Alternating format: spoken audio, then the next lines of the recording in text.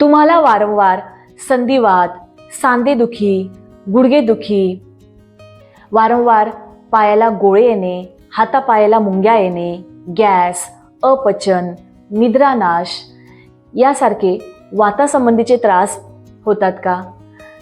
तर आजच्या या व्हिडिओमध्ये आपण या सर्व त्रासांवर अतिशय उपयुक्त आणि प्रभावी अशी वायुमुद्रा, जी एक हस्तमुद्रा आहे, ज्यामुळे शारीरिक व मानसिक आरोग्य उत्तम ठेवण्यास मदत होते. तर याच विषयी आपण संपूर्ण माहिती घेणार आहोत. अतिशय महत्त्वाचा व्हिडिओ आहे, शेवटपर्यंत नक्की पहा.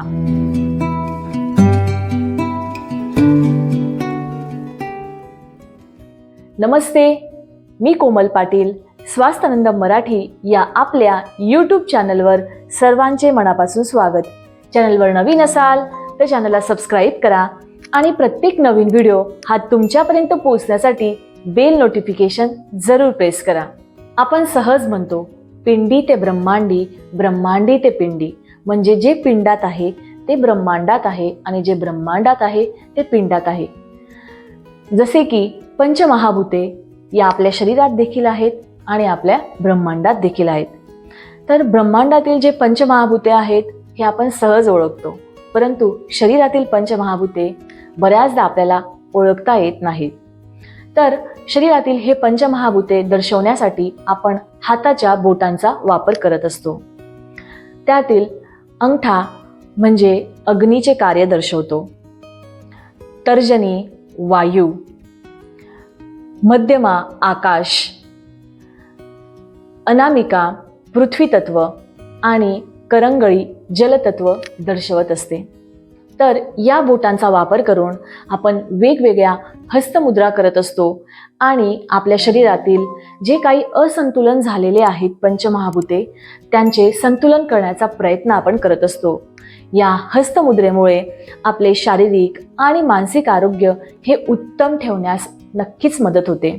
तर यातीलच एक हस्तमुद्रा वायुमुद्रा आपण आजच्या या व्हिडिओत समजून घेणार आहोत आणि ती नेमकी कशी कार्य करते हे देखील आपण पाहणार आहोत. तर पाहूयात की वायुमुद्रा. वायू हा आपल्या शरीरात एक नसून 5 पद्धतीने कार्य करत असतो. सर्वात प्रथम नाभी समान वायू, म्हणजे नाभीत आपला समान वायू कार्य करत असतो. पचनासंबंधीचे जे काही कार्य आहेत ते आपले समान वायूमुळे होत असतात आणि त्यात जर बिघाड झाला तर अपचन, गॅस, ॲसिडिटी यासारखे त्रास सुरू होतात. दुसरा गुदी अपान वायू, म्हणजे गुदद्वाराजवळ अपान वायू कार्य करत असतो. जे उत्सर्जनासंबंधीचे काम आहे ते अपान वायूमुळे होत असते.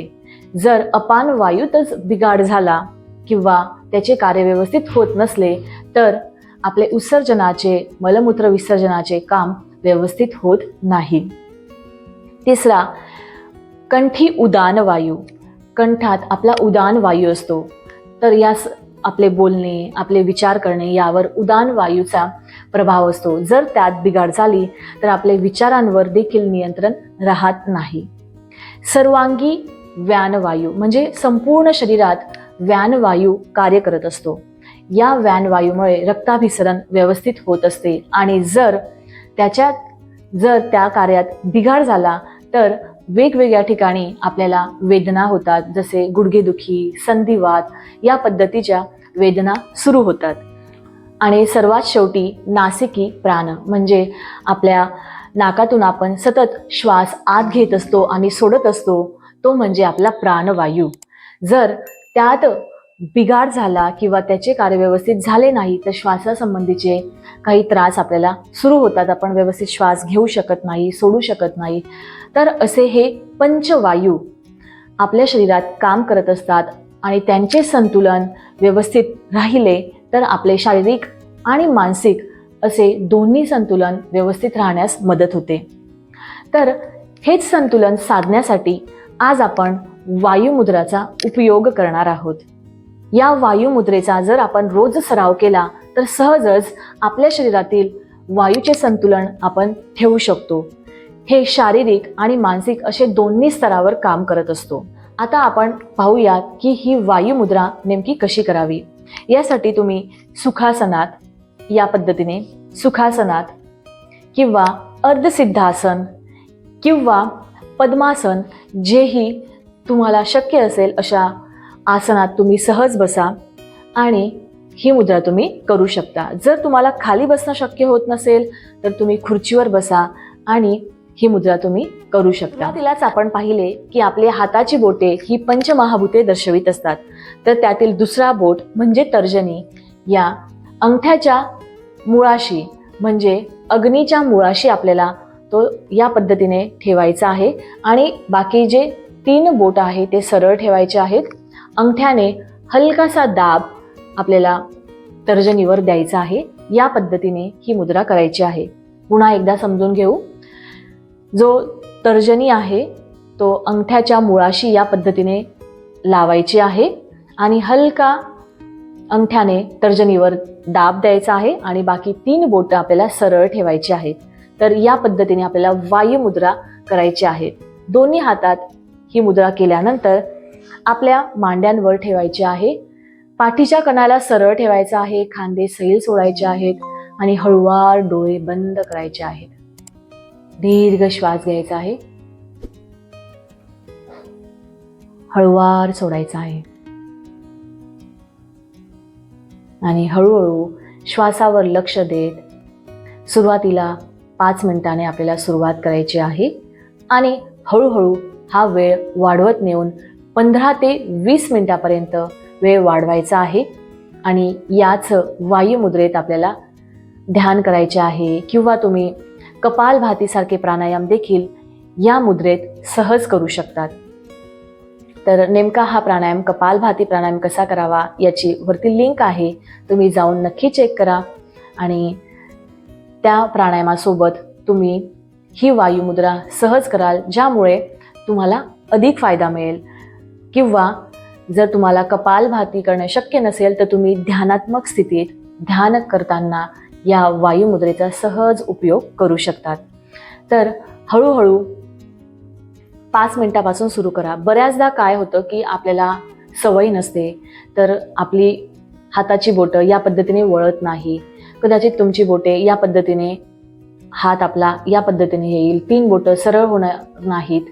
तर जसं तुम्हाला सुरुवातीला शक्य आहे तिथून आपल्याला सुरुवात करायची आहे. हळूहळू आपल्या बोटांना सवय झाली तर हळूहळू हा वेळ आपल्याला वाढवत न्यायचा आहे. सुरुवातीला आपल्या शरीरात वेगवेगळे त्रास असतात, त्यामुळे कदाचित बोटांची हालचाल देखील कमी असते आणि आपले बोटं वळत नाहीत आणि ही मुद्रा करणं आपल्याला कदाचित शक्य होणार नाही. परंतु जसं तुम्हाला तुमच्या पद्धतीने शक्य आहे त्या पद्धतीने तुम्हाला हळूहळू बोटे वळवण्याचा प्रयत्न करायचा आहे आणि जसं तुम्हाला शक्य आहे त्या पद्धतीने ती करायची आहे. एकदा सवय झाली तर तुम्ही सहज ती करू शकता, परंतु करण्याचा प्रयत्न आणि त्या गोष्टीत सातत्य आपल्याला ठेवायचं आहे. तर सुरुवात 5 मिनिटांनी करायची आहे. 15 ते 20 मिनिटापर्यंत वेळ वाढवत न्यायचा आहे. एकाच सिटिंगमध्ये कदाचित आपल्याला 15 ते 20 मिनिटं काढणं शक्य होणार नाही, तर दिवसभरातून 2 ते 3 वेळा तुम्ही ही मुद्रा 5-5 मिनिटं सहज करू शकतात आणि दिवसभरात ही मुद्रा 15 ते 20 मिनिटं सहज तुमची होऊ शकते, ज्यामुळे तुमच्या शरीरातले जे काही वाताचं असंतुलन आहे, जास्त असेल तर कमी व्हायला किंवा कमी असेल तर जास्त होण्यासाठी, संतुलन ठेवण्यासाठी ही वायू मुद्रा तुम्हाला नक्कीच उपयोगी पडेल. ज्या तुम्ही सुरुवातीला हा वेळ 5 मिनिटापासून 15 मिनिटापर्यंत हळूहळू वाढवत नेले तर तुम्ही पाहू शकाल की तुम्हाला ढेकर यायला लागतात, शरीरातले अतिरिक्त जो गॅस आहे तो बाहेर पडायला लागतो किंवा कमी असेल तर तो संतुलित होण्यास मदत होते.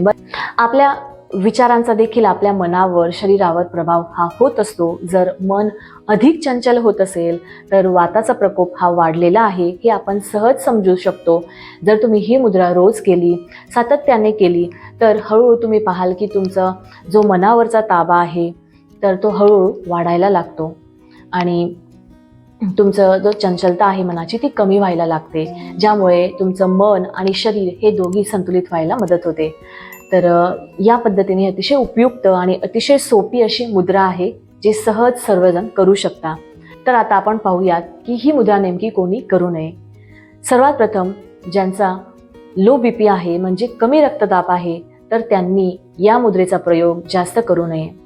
लहान मुले असतील किंवा गर्भवती महिला असतील त्यांनी देखील या मुद्रेचा वापर करू नये.